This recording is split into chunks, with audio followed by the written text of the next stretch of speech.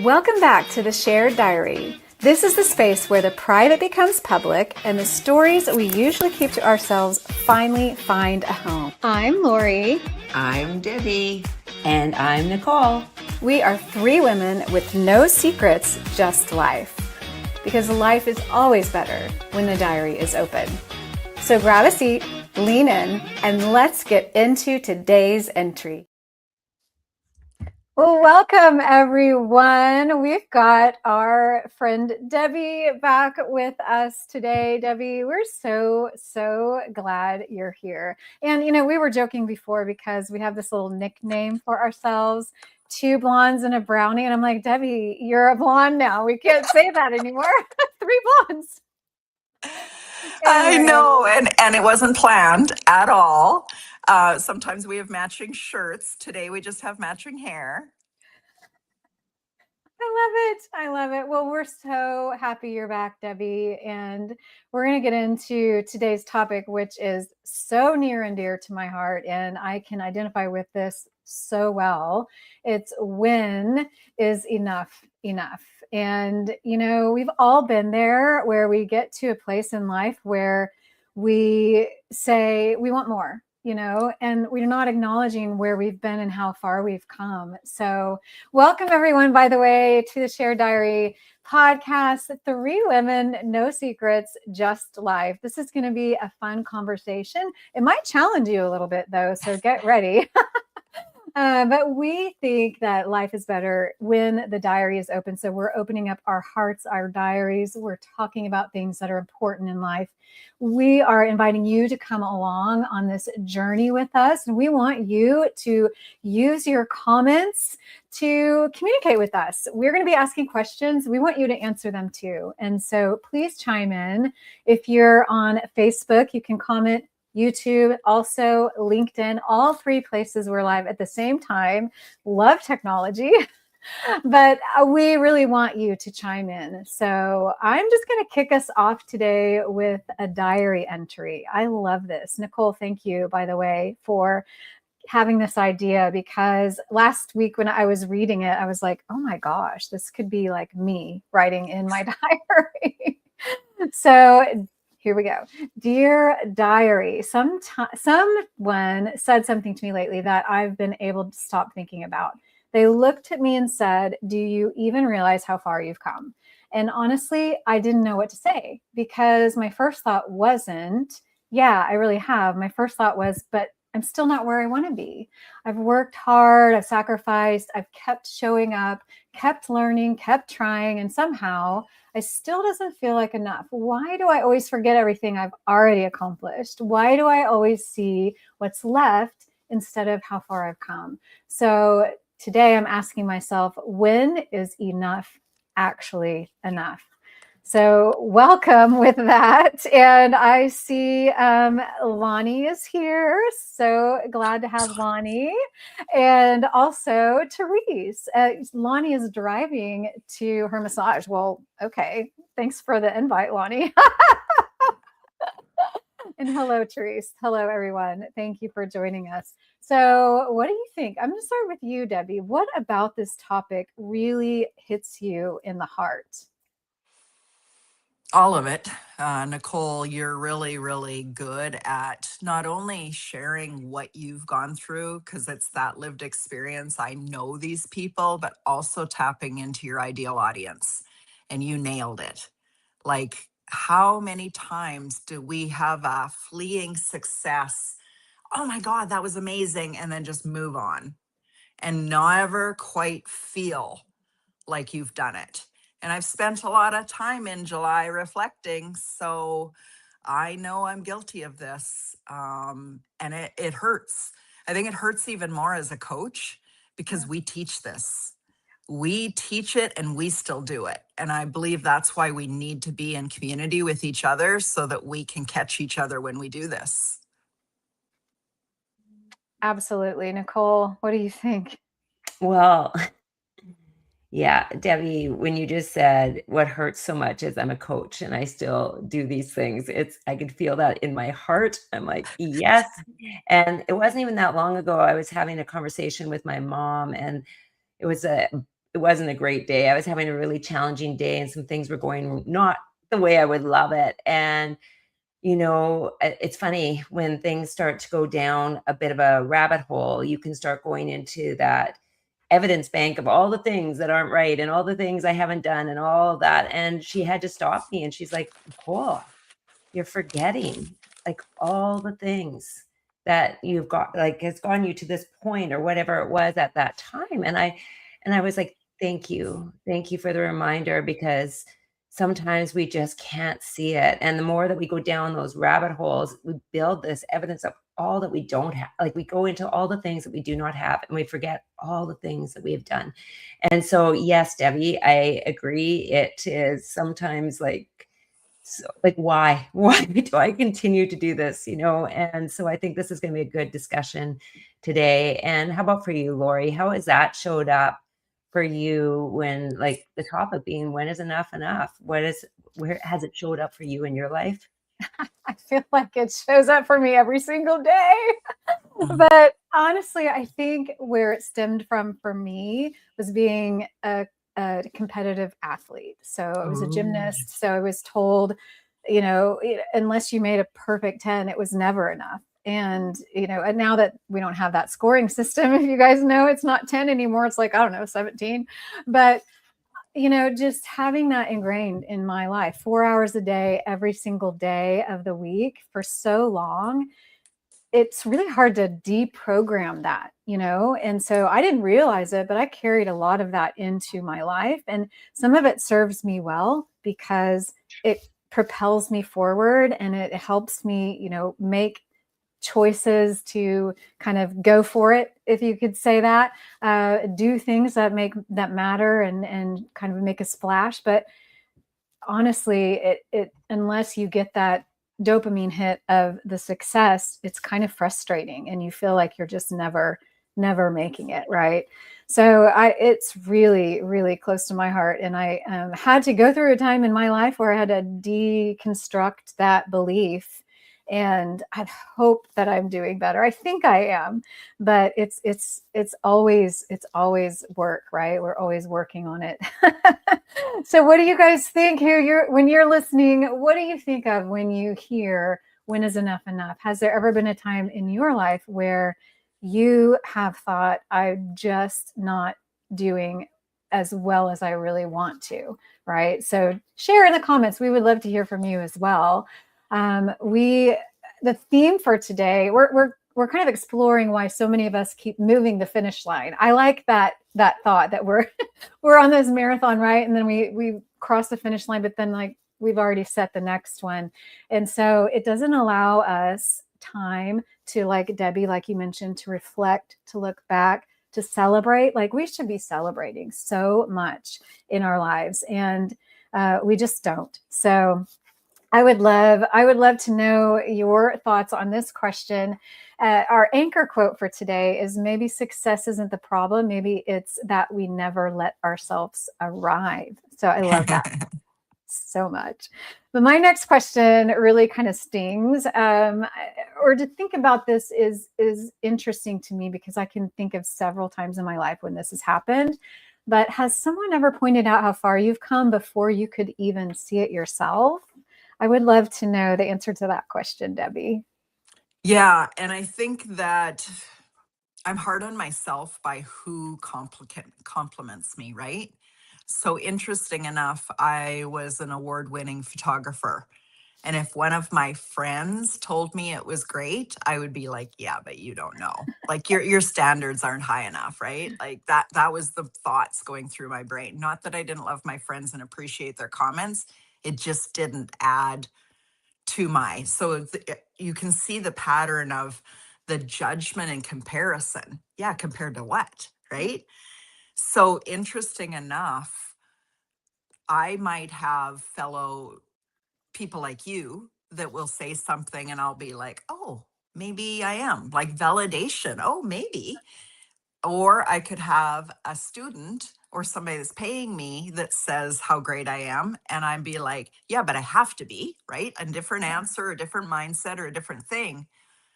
but it's when my family or friend group Mm, actually say something to me because they aren't my ideal client. They yeah. aren't paying me, and they say something about what I'm seeing, Debbie, and then I wait, oh, maybe am making a difference.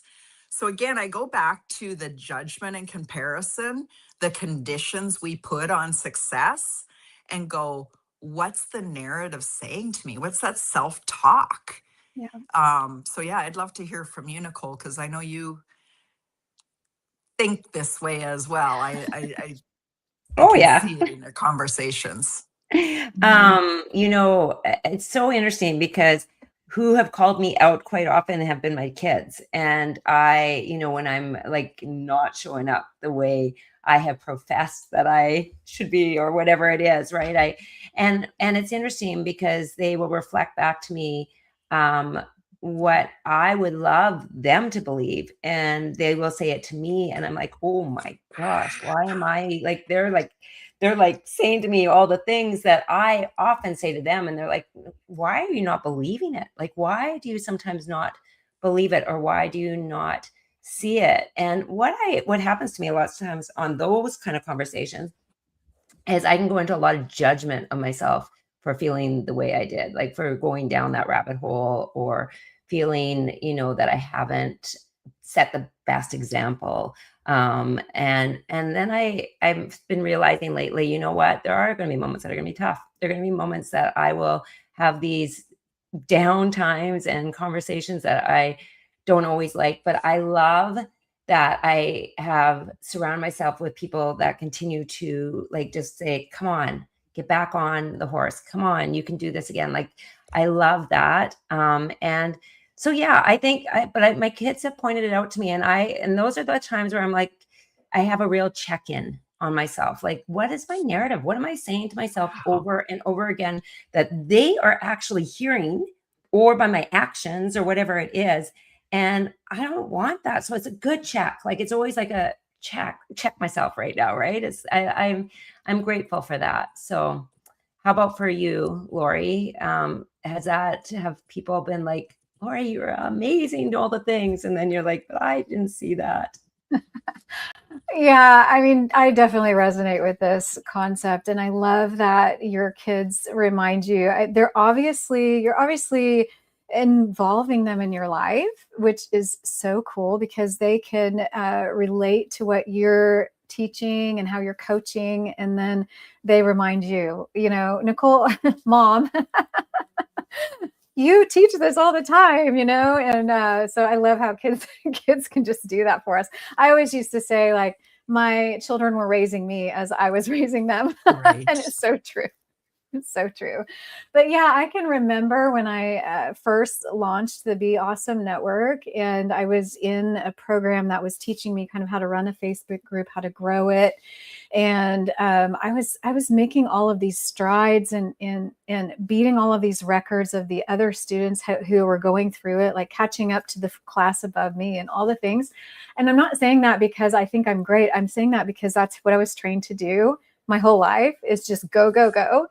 And they would compliment me and be like, oh my gosh, that's amazing. That's incredible. And I would minimize what they were saying and give excuses as to, oh, well, I'm just, I don't have, a husband. I don't have kids to take care of. And I would like give all of the reasons why I would have time to do what I was doing, but not actually receive the compliment. So I think that was a key lesson for me. And when someone compliments you, just say thank you. Don't say thank you, but, or don't say, oh, thanks, but, so there's no but. It's just thank you. No buts. No No buts. buts. No buts. So yeah, I definitely resonate with that concept, and thank you guys for being here and contributing. I want to go back to Therese, her comment that, yeah, but you just love me and that's why you say that. So a lot of times that's what we do, like Debbie, what you were saying about photography. If my mom compliments me, and this drives me crazy too with my kids, because if I compliment them, they feel like, well, your mom, you have to say that. So true, right? So I think it's a great lesson to just engage in this thought and take it to the next level and just say, whatever comes my way, whatever it is that comes my way, receive it. Because Yeah. yeah, exactly right, Debbie. So then that kind of leads me to the next question, which is, or can someone be ambitious and still be deeply content? I think that it's a struggle when you're ambitious to be content. And what do you think, Debbie? Well, that's a great question. I guess again, it goes by what's your definition of those two things? Ambitious, striving, high achiever, wants the best, knows there's more, and content, satisfied, fulfilled. I think it easily can happen. That's that truth and alignment.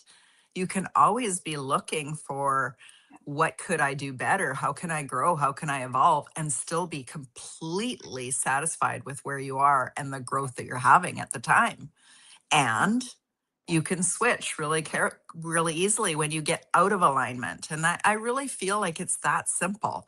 It's Mhm. like when we are in alignment, everything is working for us, through us. We're hearing intuition, we're taking aligned action. And then all of a sudden, fear or some BS story or an old habit comes in, sneaks in, throws us off kilter. And all of a sudden, we can go down a spiral. I'm not good enough. I need to learn more. What was I even thinking? And again, I'll admit I can do it too. I don't do it very often anymore. But if I didn't have a coach or if I wasn't surrounding myself with people, I would be right where I was 10 years ago, where that was my narrative, or 15 years ago, whatever it was. We have to check in on what is our narrative, what is our self-trust. Nicole, you always often, I'll say it this way, you often say, Debbie, but you're so courageous. And again, I will say, I will do more for others than I will do for myself. If I was doing this strictly for me, I wouldn't have done any of it or very little of it. But when I see a need out there in the industry, or, we're having a conversation in a room like this, and I see that I have a solution to somebody else's problem, I just do it. And I don't know if that's courageous, but that is definitely aligned action. I'm listening, I'm hearing, and I'm knowing that I have a solution. I love that, Debbie. And yes, I have said that to you many times, how courageous. But I think, um, what I love when I see you do that is I really see you take the ego out of it and be like, I'm just here to help. Like, I'm here to help you. So it doesn't necessarily matter what if other people are going to judge me or whatever it is. No. I know that I can help somebody. And I love that. That's what I always admire about it, because it comes from a very pure place. And so I thank you for always sharing or being an example of Mm. that for me always. And this is a good question. Being content and ambitious. And for me, I think, ambition is my contentment sometimes. It's like what makes me happy is to actually go and try to do things. Like I love growing. And so Yeah. for me, if I wasn't doing that, I don't think I would be as content. So for me, it's like part of it for me. It's like it's that permission to grow and expand, and for me, that if I was not doing that, I think I'd be quite discontent. Like I would have a lot of discontent, Yeah. because it's something that just lights me up. Can I get to the other side sometimes where I'm going too hard and like working my buns off and not saying necessarily the good things to myself and then not being content? Yeah, for sure. Yeah. And so I have to balance it. I have to balance the desire to grow and all the things, and then be like still happy with the pace it's going at and where I'm at. I have to really watch all of those things while I'm in it. But I know with my personality, I don't think I'd be content if I wasn't growing. So it's one of those things. Yeah, it's just one of those things, right? It makes me feel like I'm living on purpose and I'm doing the thing that I'm meant to do. So what about for you, Lori? I think that's such a great point. I was thinking similar thoughts when you were talking and when Debbie was asking you, because I think it's possible to be content and ambitious. I think it matters how you're living and how you're thinking in order to have that balance. For me, I know I for sure lived a lot of my life not being content, but being ambitious. And it's hard because the ambition drives you forward, but contentment is not laziness, right? I think I was equaling those two, that just being content and resting isn't laziness. So I think I was just programmed for so long to go, go, go and do, that contentment was, not necessarily a natural thing for me. So I love the saying, we are human beings, not human doings. I just always try to remember that to be is enough, right? Just to be is enough. And I want to say hello, Mom. My mom is tuning in. Nicole, Diane, hello. Nicole's mom tunes in too. So this is the thing, like, right, where, she's going to tell me, oh, that was so great. And I'm going to have to say thank you. You're going to receive that compliment, and what a beautiful example of what that looked like. Lori, would you mind if I expanded on a conversation a couple times, and even in podcasts that I haven't been with you on, I've heard you say multiple times this thing about being an athlete and having that training in your brain. Yeah.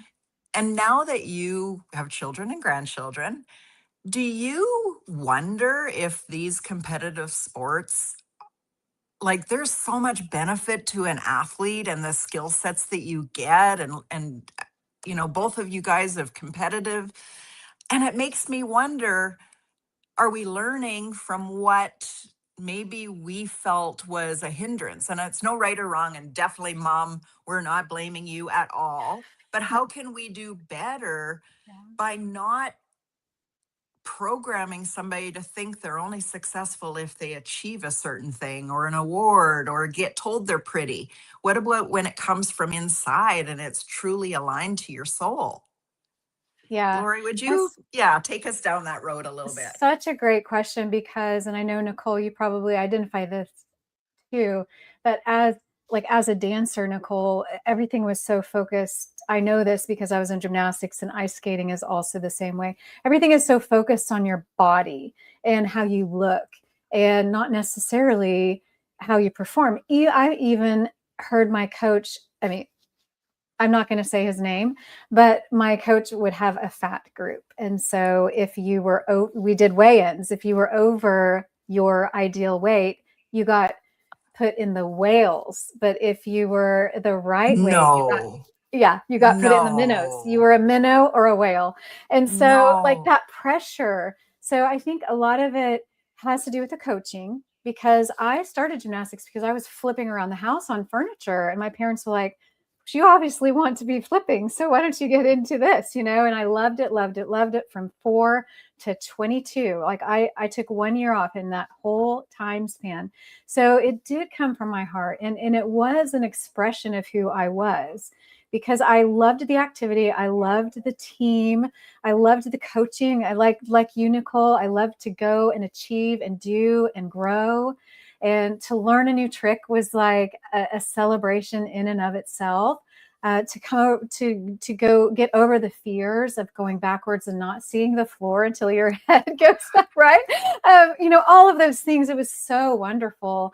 But I think there's a good way to be coached and not necessarily a helpful way. So there's two different trains of thought there. I do know that it's gotten a lot better. So over the years, coaches aren't allowed to do those sort of things. Like parents will speak up. Kids will be taught that they should tell their parents when something inappropriate happens. We know this from the national case of Larry Nassar, who was sexually abusing the Olympic athletes. And so a lot of those athletes came forward. Then when Simone Biles came forward and pulled out of the Olympics, like she was going to win it. she pulled out because she got lost in the air and she had mental things that she needed to deal with before she wasn't going to be safe. And so I think it's gotten a lot better. But what do you think, Nicole? I would love to hear your thoughts on this. Oh boy, this is a big topic. But so as I danced, I was in a company, and they used to weigh us in front of everybody. Like, we'd have a long line, and they would weigh us, and they would tell us, whether you were fit enough to be there. And I remember I was told to lose, I think, 10 pounds, and in a small frame and everything. That was kind of like, oh my gosh. Plus, it was in front of a lot of people. And so those are things you don't forget. As we were talking about this, and yes, though, so those experiences, what I think is always so fascinating to me is everybody will take those experiences and make them mean whatever they want to make them mean at that time, right? So this is what's super fascinating, because everybody will have a different meaning from it. But whatever the meaning is, if it's like for your benefit, awesome. But if it is not, right? Like, it could be like, now I have to like starve myself, or I'm never going to be on this team, or I have to work harder, or, whatever it is you decide it means can be very detrimental, or it can be very good depending on the way you see it, right? I could have been in that situation and been like, yeah, that's ridiculous. Like, I don't need to lose that. Like, oh my gosh. But at that age, I wasn't there. Right? I was only, I don't even know how old I was, 18 or 19 at the time. And so I was still like forming that image of who I am and what it is. But I believe, like, and then I started teaching dancing for many years. And I really wanted them just to feel powerful and strong. Like, that was the thing. Let's just get you feeling like, like your bodies are your instrument, and just use it to do what you need to do. Now, everybody again will take it the way they want to take it. But I really felt that, like, I wanted everybody to be in acceptance, because you're in front of a mirror all for hours and hours looking in dance. You're in front of a mirror, probably more than gymnastics, I guess, Lori. Like, we were in mirrors, like that was how we watch each other, and that's how we do everything we do, right? And so I know that that it has been detrimental for other students when I was teaching that too. And I think this is coming a long way. I think we're seeing strength come back to be something that people are like, wow, you're strong. Wow, look at those muscles. Wow, like, not from a place of that you have to waste away, from a place of like, let's be the healthiest, strongest version of ourselves. Because these jumps they're doing now, and the things they're flying, you need strength, you need nutrition, you need people telling you that you're like on fire. Like, you need people encouraging, nourishing your mind as well. So it's a full, it's a lot different than when I was younger. And I think they're realizing that there's so much to this.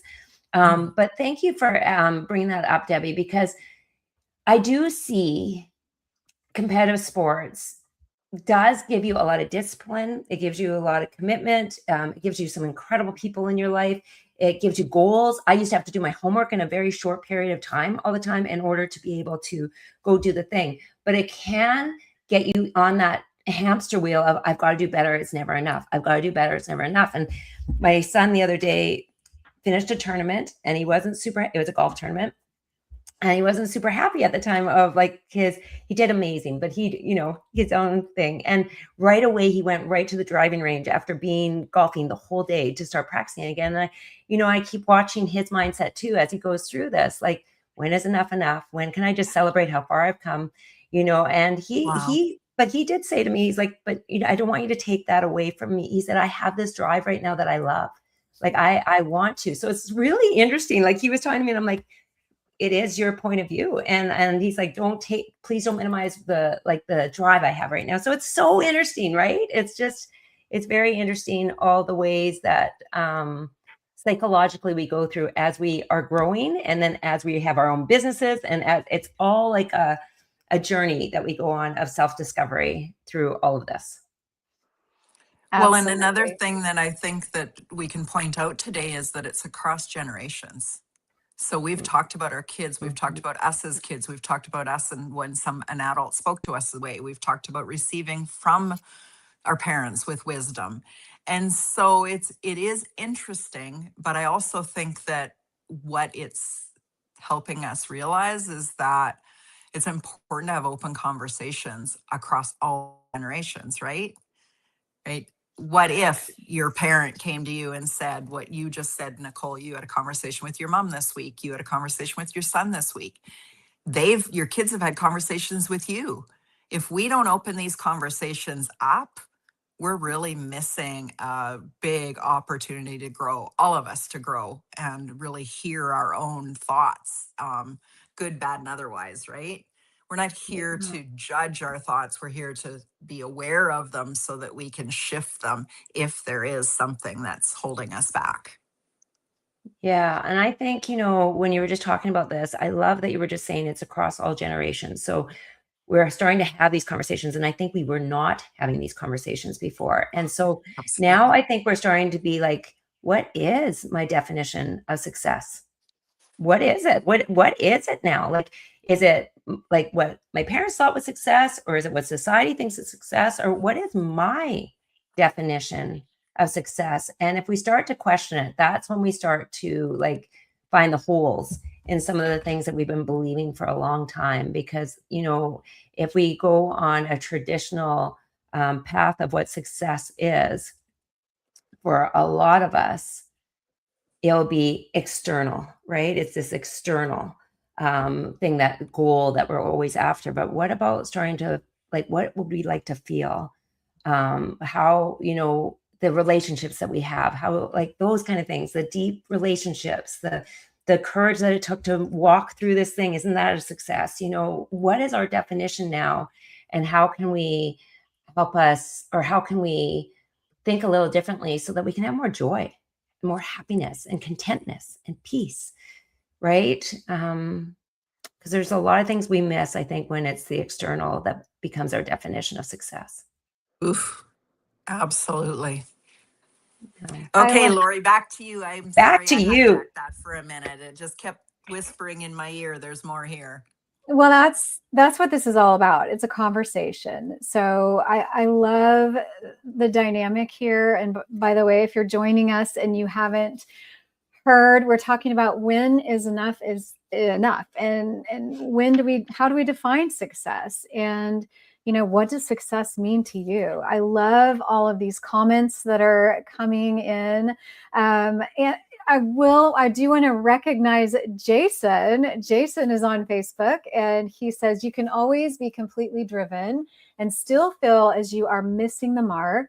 It pays to have a strong circle. I love that. That's on my personal Facebook, so it's not showing up right here on the screen. But Jason, thank you so much for joining us. And he says that this episode came very timely for him, that he's cranking it up in his office, and then he's like purpose, purpose, purpose. So thank you, Jason, for joining us. And I love the fact that we can just be ourselves, express ourselves, and invite you guys to come in and express yourself as well. I say this a lot, but I don't know of a podcast out there that invites the people who are listening and watching to actually be a part of the actual podcast. So when you guys put your comments in, it matters. It matters because we're opening our diary and you're opening yours and we're sharing it together. So I love it so much.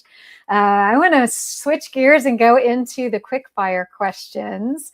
This is a this or that kind of time where we talk about really quickly what comes to mind when you hear a question. So I want to know, which steals more joy for you, Debbie?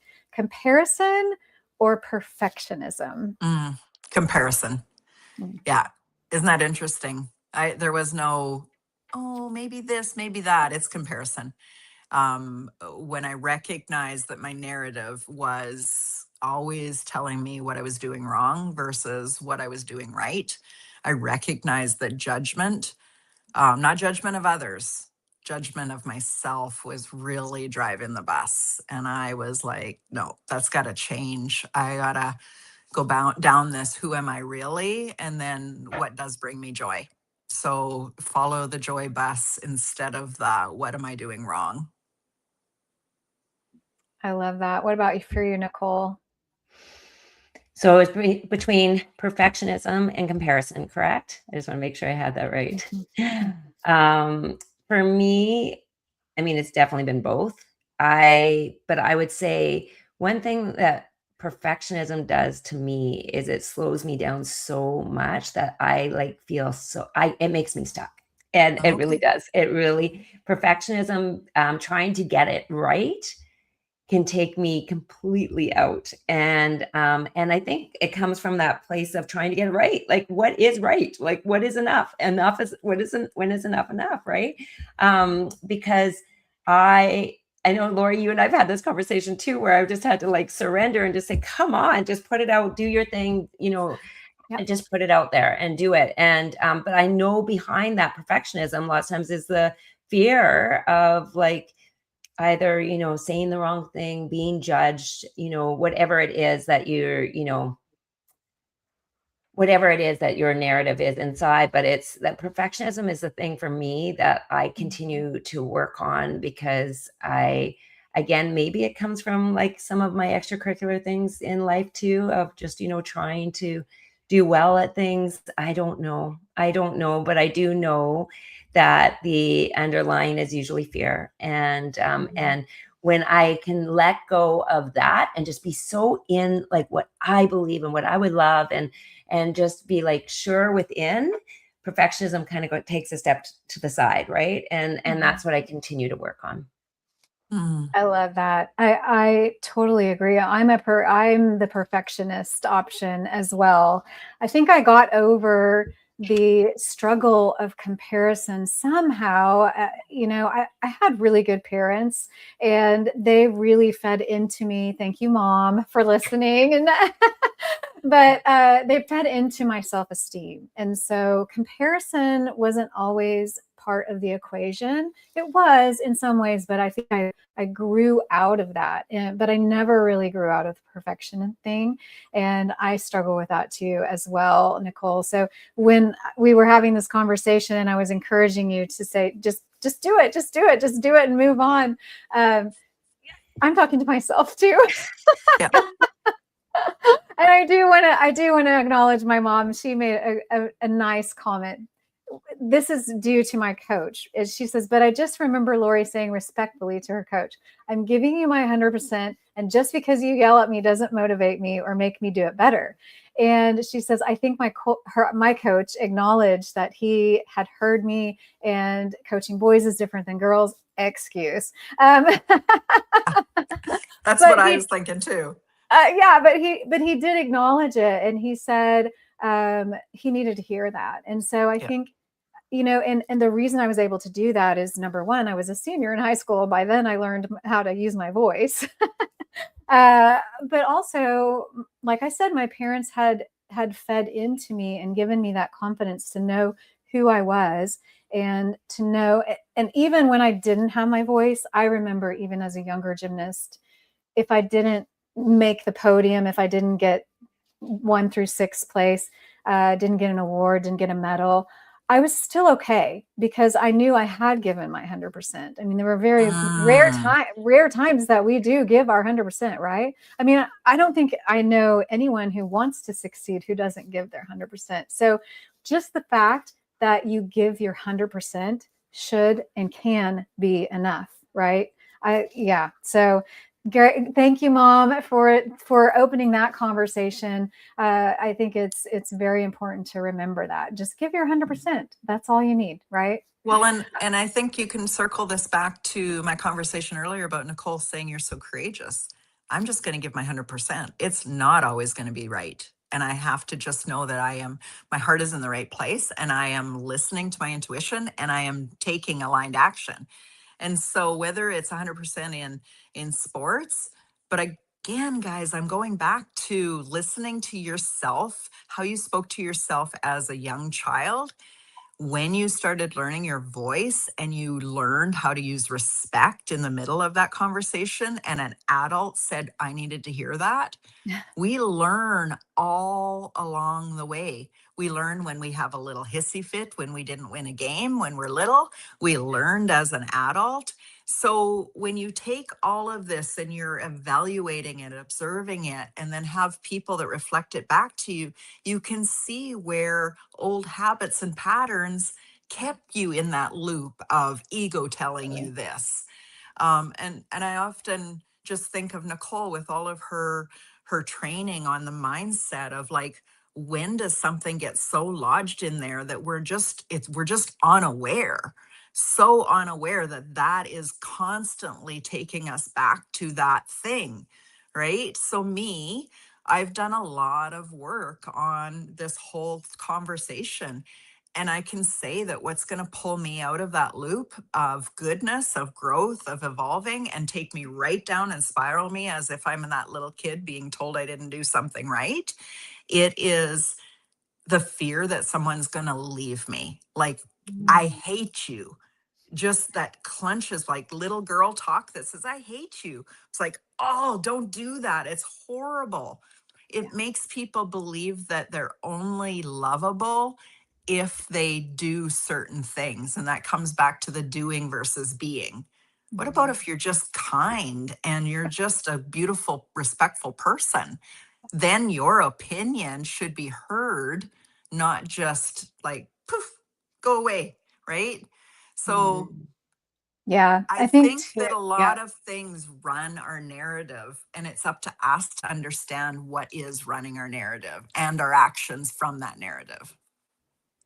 Sorry, Laura. Absolutely. No, yeah, I love that. I love because it does matter what we're saying to ourselves, and the perspective always comes from you, right? So it does, that's like when someone says you did amazing and you don't believe it, well, you're gonna give every reason why it wasn't amazing. But if you have that real confidence within yourself and someone says you did an amazing job, then you can actually receive it. So I want to address a question that came up. Jason, again, you're not going to see this on the screen, but Jason's on Facebook. He says, how do you guys deal with the fight of imposter syndrome? I think this is a very important. Debbie's raising her hand. If you're listening to this, not seeing it on the screen. Yeah, imposter syndrome. That's a huge one. That's a huge one. It goes back to comparison, but it's a little different, I think, because imposter syndrome is, am I good enough? Am I enough? It's not like, is what I'm doing enough? It's, am I enough? And I think I battle this some when I step out on a limb and do things like this, like the podcast. Like we're doing a weekly podcast now, and it's live, and there's no like editing at all. Like it goes, and that's what it is, right? And we have bloopers and mistakes and all those kind of things. But so the imposter syndrome for me, it comes up, and it feels like it's this, the runners who jump over the whatever those are, the hurdles.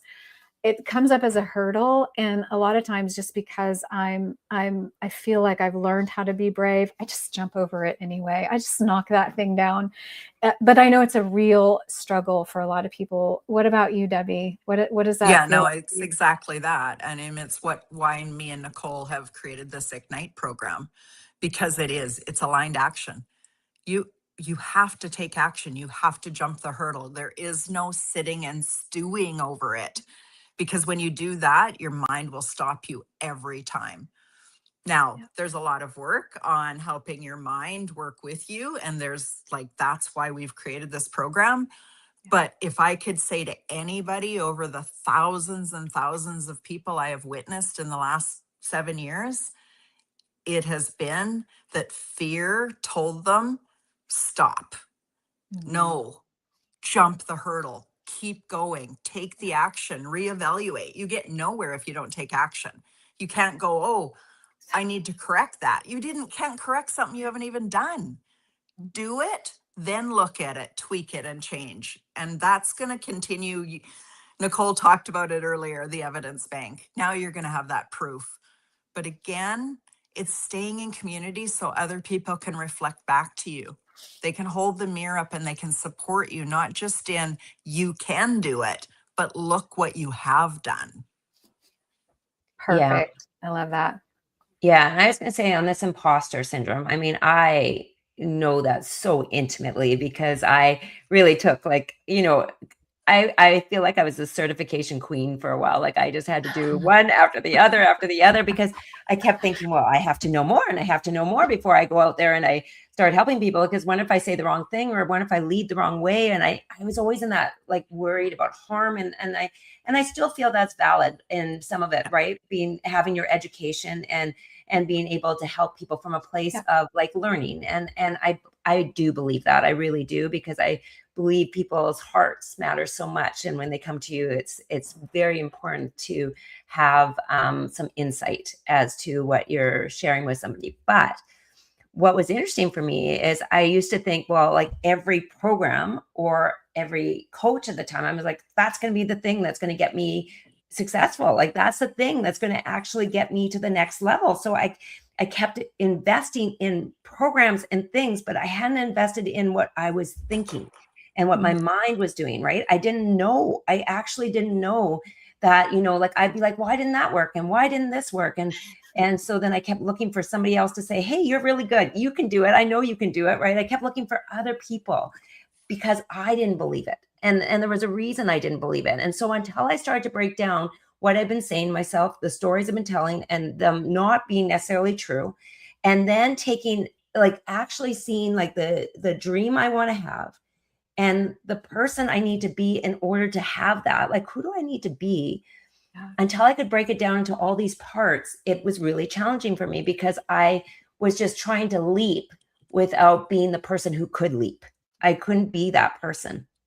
And so I think about this all the time that, we can have, and the strategies are important, but you have to be the type of person to take the like to be able to go out and do the strategy. Like you have to believe in yourself that you can actually do the strategy that's right in front of you. And you have to get, kind of clear some of the stories that you don't have. And I think it's also important to talk about our nervous system. Our nervous system doesn't love massive leaps, but it loves a leap that's like, I shouldn't say it loves. It can work with a leap that feels aligned, feels safe, feels like makes sense. Like in our mind, it makes sense. And then you go. And then the next time, once you go, now you're like, oh, now my world is opened up even a little bit more because I can see more from this leap. And then you take another incremental step, right? And each one builds on each other. And then eventually you're like, wow, this is just me. It is just me because I've done each step. And I think this is like so important when we're talking about transformation and we're talking about long lasting transformation, not just like an instant, like adrenaline hit and I did this thing. I want to be able to go back and do it again and again and again. And and that is what builds us. So I did not know that. So imposter syndrome for me was like huge. Like I'd watch everybody out there doing their thing. And I was like, in my heart, I was like, Nicole, you can do this. You can. But I would talk myself out because there was stories that were still so strong of why I couldn't. Wow. That really helps, I think. And this is what you guys are experiencing, the wisdom that will come to you when you work with Nicole and Debbie and this Ignite program that Debbie mentioned. It's something that I am so proud of. I actually got to be a part of a session, an Ignite session, and it really, really, really helped. It helped me clear my mind and take the next step, like just get over that roadblock, right? And I think it's important for us to be in circles, like Debbie mentioned, to be in I think it was Jason that even said, your circle is important because who you surround yourself is who you become. So I love that. I think imposter syndrome is such a common roadblock for a lot of people. So thank you, Jason, for bringing that up. Wasn't part of the plan, but it's such a great point. And I think, when you think of imposter syndrome, do you think you're kind of in the comparison mode? So you're you're kind of thinking, oh, I'm pretending to be someone else, but really who you're being is the best you. And I think that's so important to remember. We're always comparing ourselves to the person that we're emulating, right? I always say, I love Mel Robbins and I love what she does. And so I actually do visualize myself as Mel Robbins. And I say, you know what? I'm going to do a TED Talk. I'm going to have a podcast. I'm going to write a book. And you know what? Those things are happening. And because I'm looking towards a goal, not comparing myself, not wanting to be just like this person, but wanting to, take that same track, because what matters to me is changing lives and helping people along the way and helping them not feel alone and encouraging them that they are awesome. Mel says, I love you. I always say, you're awesome. And I really, really mean it. Yeah. So such a great sidebar there. Thank you for that, Jason. And every time we go live and we get into this room, I just feel so grateful. I feel grateful for the connections that I've made with Nicole and Debbie, and I know they feel the same. I think some things just happen. This just happened, and it just felt natural. And this is one example of, not having everything perfect before you take the leap. Like we went live in my Facebook group, the Be Awesome Network, and in Debbie's as well. And we were like, well, we should do this in a podcast, not just a live Facebook. And then we're ask our audience, what should we name this? We're like, we're workshopping it as we go. And we literally did. We jumped off with some wings and we flapped them really hard, and now it's taking off. I just love it. I love this. So thank you, Nicole and Debbie, for taking the risk with me. We should be proud and celebrate this, right? Yeah, no, I agree. There's so many lessons in just us doing it. It's collaborative leadership.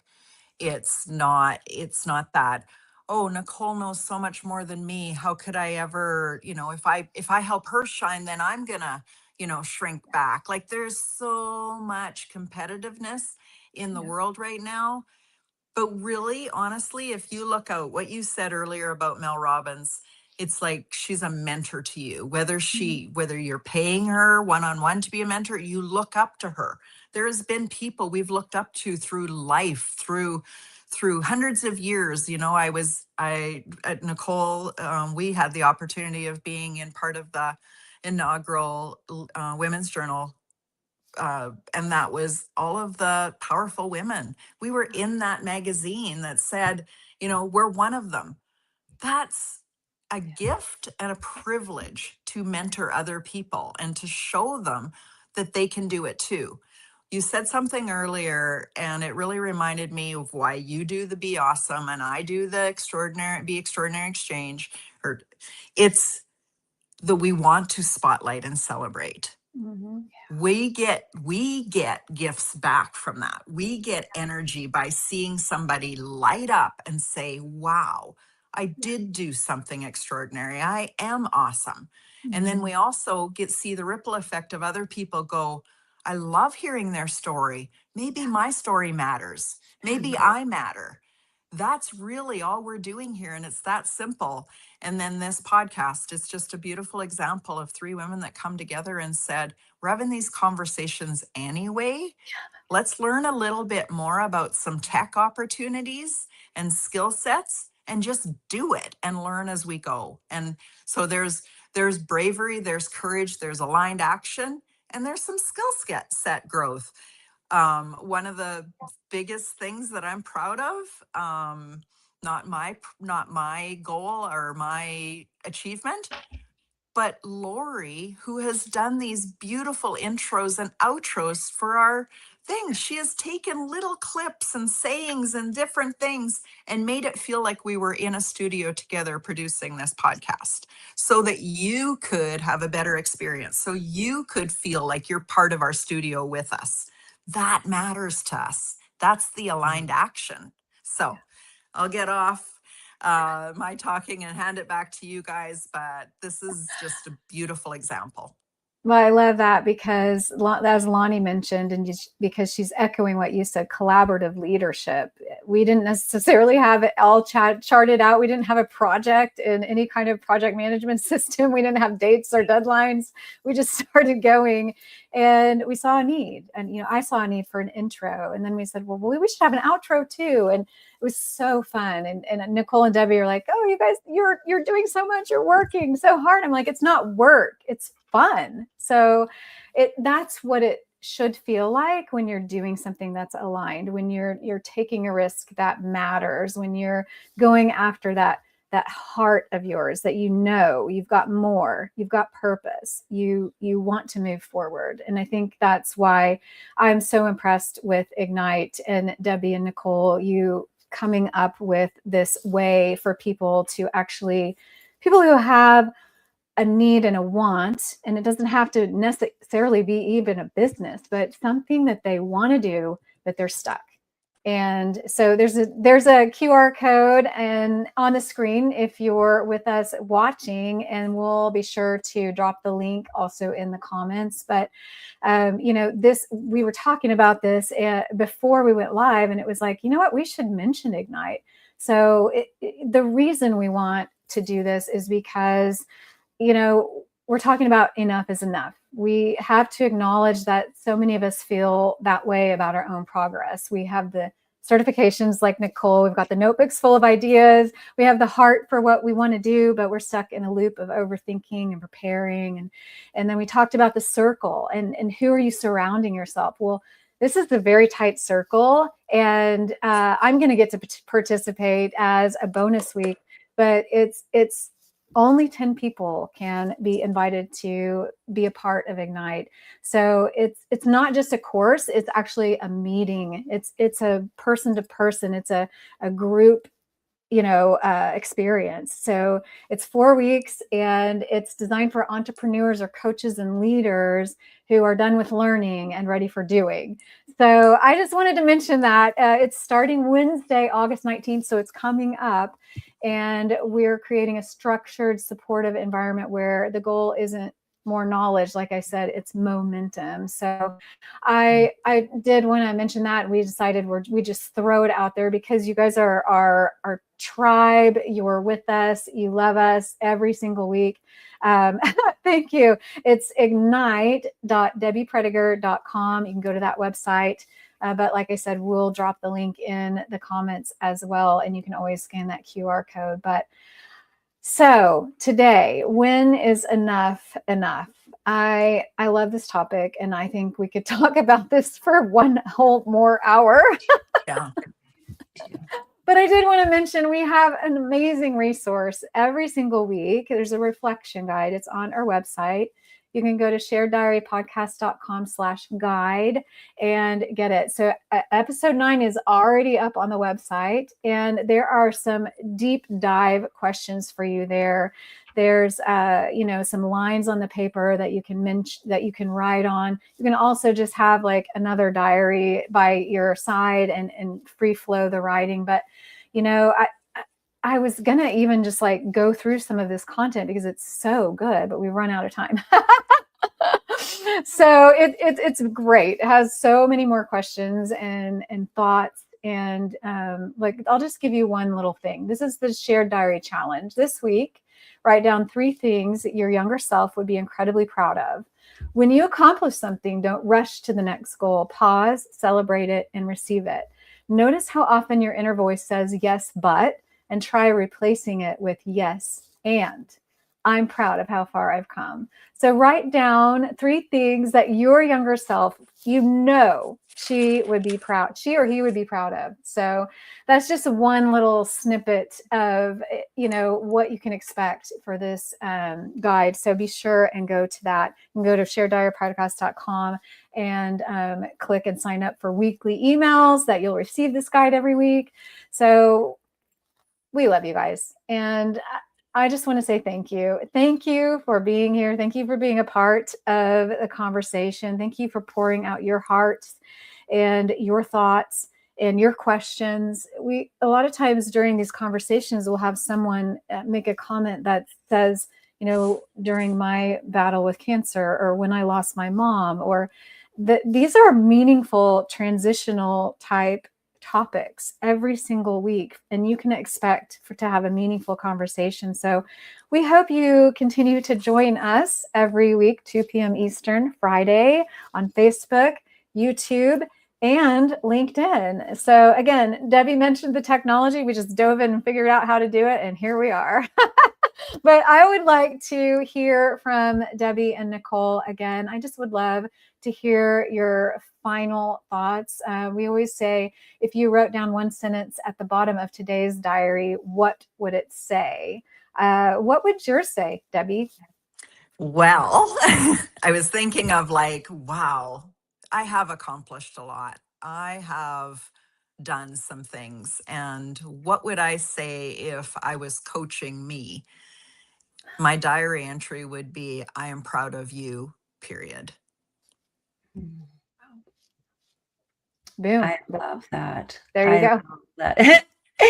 I love that so much. As we were doing this, I think what I would write at the bottom is just slow down and smell the roses. Like, slow down, just be here right now. I think that would be the biggest thing for me, as I keep getting messages from podcasts and from books and everything. It's like, really, one of the biggest successful things in our lives is to actually be present and to be here. And so I want to keep slowing down so I don't miss the moments when I'm striving to do other things. I want to miss the moments that are already here, that are so amazing. So, wow, I love that. Well, my sentence is, you are enough. And that's just something that I need to sit with and believe and know, so that when I believe that, the things I do stem from that. And I really do believe that when you tap into your inner awesomeness and you believe that you're awesome, and you follow that heart, that intuition, that voice inside of your head saying, you should do this, or what if you did this, that your life starts to change and the path you take starts to open up. You may be standing in front of a field of like high grass and you don't know where to go. But once you start to take that machete and tear down that path and chart that path, you might come into a field of wildflowers and a beautiful sunset. And that's where I feel like where my life is headed. And I want you to visualize that for yourself. I want you to know that it's possible. And it doesn't mean there won't be bug bites or, scratches from the limbs that you're going through, the tree limbs. But it does mean that you can and you are enough. So that's mine. Beautiful. Well, any last and final thoughts before we call it a day? Grateful. No. Grateful. It's just a beautiful conversation, and wow, there's people in the world that need this. So if you can share it, we'd sure appreciate it. Yeah. Thank you. Absolutely. Yes. Please like and follow and share, subscribe on YouTube so you get the little bell when we go live. And we have events on LinkedIn and Facebook. You can join those as well, be reminded. But just want to say thanks. Thanks for being a part, and thanks for being here. And if you're watching the replay or listening to the replay, we care about you as well. You can go to theshareddiary.com, theshareddiarypodcast.com, and connect with us there as well. So thanks for being here. It's been a pleasure, a joy, and so much fun. So we love you, and we look forward to this every single week. So thanks for being a part of the Shared Diary, where life is better when the diary is open. Before we close today's diary, we just want to say thank you. Thank you for spending your time with us, for listening, for reflecting, and for being willing to open your heart along with ours. It truly means more than you know. The Shared Diary isn't just our story, it's yours too. If today's conversation encouraged you, challenged you, or reminded you that you're not alone, We'd love for you to stay connected. You can find us at shareddiarypodcast.com, where you'll discover episode archives, resources, and ways to connect with our community. If you'd like to reach out to Lori, Debbie, or Nicole, you'll find all of our information there as well. We'd love to hear your story. If you're watching on YouTube, Facebook, or LinkedIn, don't forget to like this episode, leave us a comment, and subscribe so you never miss a conversation. And if you're listening on Apple Podcasts, Spotify, or wherever you enjoy podcasts, be sure to follow the show, leave a rating, and share it with someone who might need to hear today's message. Most importantly, keep showing up, keep growing, keep sharing your story, because life is better when the diary is open. We're here for you. You're not alone. We'll see you next time on The Shared Diary.